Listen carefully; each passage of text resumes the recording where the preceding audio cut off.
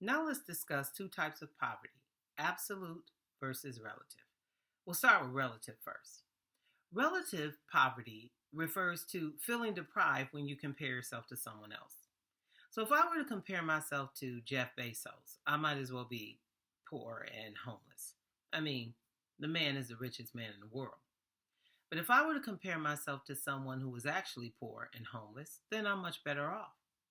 Absolute poverty, on the other hand, is a lack of resources that is life threatening, a deprivation of resources that is life threatening.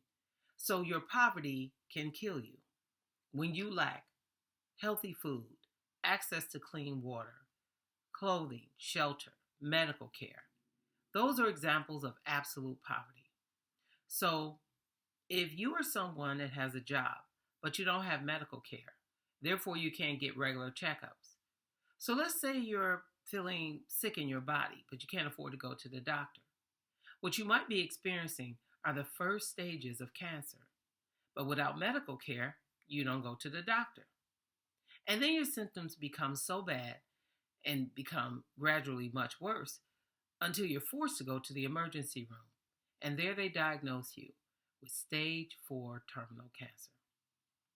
This happens to people in this country every single day. So while we may not think that we have absolute poverty, like what they call underdeveloped nations, where there's poverty and people are emaciated and have extended bellies and they're starving to death, we do have people that lack access to healthy food.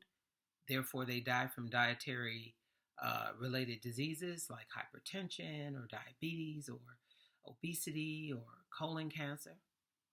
There are people that die because they can't get diagnosed in the earlier stages of terminal illness.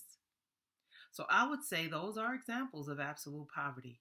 And unfortunately, such does exist in the United States.